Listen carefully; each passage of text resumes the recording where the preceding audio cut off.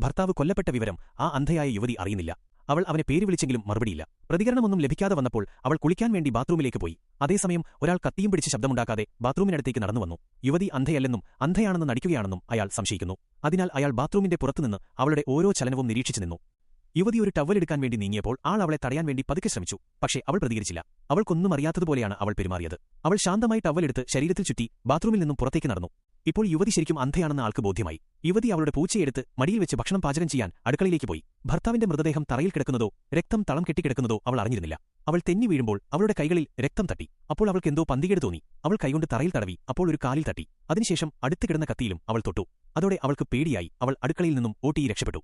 അവൾ പുറത്തേക്ക് വന്ന ഉടനെ അതേയാൾ അവളുടെ മുന്നിൽ നിൽക്കുന്നുണ്ടായിരുന്നു. ഇതോടെ ആരോ അവളുടെ ഭർത്താവിനെ കൊലപ്പെടുത്തിയെന്ന് അവൾക്ക് മനസ്സിലായി. ആൾ അവളെ പീഡിപ്പിക്കാൻ ശ്രമിച്ചു. അവൾ ഭയപ്പെടുകയും സത്യം പറയുകയും ചെയ്യുന്നതിനുവേണ്ടി അയാൾ വീട്ടിലെ സാധനങ്ങൾ തറയിലേക്ക് വലിച്ചെറിയാൻ തുടങ്ങി. യുവതി അവളുടെ കിടപ്പുമുറിയിലേക്ക് ഓടിപ്പോയി വാതിലടച്ചു. എന്നിട്ട് ശബ്ദം കേൾക്കാവുന്ന രീതിയിൽ കമ്പ്യൂട്ടർ ഓൺ ചെയ്തു. സഹായത്തിനുവേണ്ടി അവൾ ഒരാൾക്ക് ഇമെയിൽ അയക്കാൻ തുടങ്ങി. ആ സമയം ആൾ ജനൽ തകർത്ത് അകത്തേക്ക് പ്രവേശിച്ചു. അയാൾ യുവതിയെ പിടികൂടി കട്ടിലിൽ കെട്ടിയിട്ട് കത്തി കാണിച്ച് പേടിപ്പിച്ചു. അവളുടെ കാലിൽ പറ്റിയിരുന്ന രക്തം അയാൾ തുടച്ചു നീക്കി. അതേസമയം അവളുടെ ഫോണിലേക്ക് ഒരു കോൾ വന്നു. ഫോണിൽ സംസാരിക്കാൻ വേണ്ടി അയാൾ യുവതിയുടെ കൈ അഴിച്ചുകൊടുത്തു. ആ സമയം യുവതി ഒരു അവസരം കണ്ടു. അടുത്തുവച്ചിരുന്ന ഒരു ക്യാമറ ഒളിപ്പിച്ചു. അയാൾ തിരികെ അവളുടെ അടുത്ത് വന്നു. ഭർത്താവ് എവിടെയാണ് പണം ഒളിപ്പിച്ചതെന്ന് ചോദിക്കുമ്പോൾ യുവതി ക്യാമറ വെച്ച് അയാളെ അടിച്ചിട്ടോടിപ്പോയി. വേഗത്തിൽ രക്ഷപ്പെടാൻ വേണ്ടി അവൾ കോണിപ്പടിയിലൂടെ ഇറങ്ങുന്നതിന് പകരം ഉരുണ്ട് താഴേക്ക് പോയി. ആൾ അവളെ പിന്തുടർന്ന് ഓടുന്നുണ്ടായിരുന്നു. യുവതി റോഡിലേക്ക് ഓടിച്ചെന്ന് ആരെങ്കിലുമുണ്ടോ, എന്നെ സഹായിക്കൂ, ഒരാൾ എന്നെ കൊല്ലാൻ വരുന്നു എന്ന് അലറി വിളിച്ചു.